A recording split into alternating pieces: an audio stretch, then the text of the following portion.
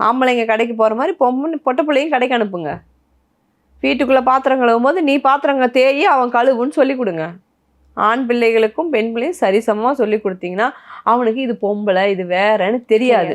வீட்டில் சரியாக இருக்கும். நீ கூட்டு அவன் அல்லுன்னு சொன்னால், ஓ எங்கள் அக்கா மாதிரி தான் அந்த பிள்ளைங்க ரோட்டில் போகிறது, அதுவும் வெயிட்டில் வேலை செஞ்சுட்டு தானே வந்திருக்கும் அப்படின்னு அவனுக்கு தோணும். இங்கே நீங்கள் பொத்தி வச்சு குளிக்கிறது கிடையாது, சட்டை துணிகளை மாற்றுறது கிடையாது. இதெல்லாம் யார் பண்ணுறது? குளிக்கலின்னா வெளியே போடான்னு சொல்லி பாருங்க, சாவேன்னு சொல்லுவாங்க. அதிகபட்சமாக இன்னைக்கு இருக்கிற சொசைட்டி நான் செத்துருவேன். அப்படிப்பட்ட ஜென்மங்கள் வேண்டாங்கிற. ஏன்னா இவங்களால ஃபேமிலிக்கும் சொசைட்டிக்கும் மொத்த உலகத்துக்கே நாசம்தான் நடக்கும், நல்லது நடக்காது.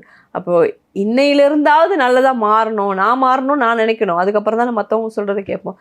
மாறுறதுக்கும் தயாராக இல்லை, மாற்றுறதுக்கும் யாருக்கும் விருப்பம் இல்லை, அதுக்கான டைமும் நம்ம இல்லை. எல்லாம் பணத்தை நோக்கி ஓடுறாங்க. என்ன சம்பாரித்து என்ன பண்ண போகிறாங்கன்னு தெரியலை.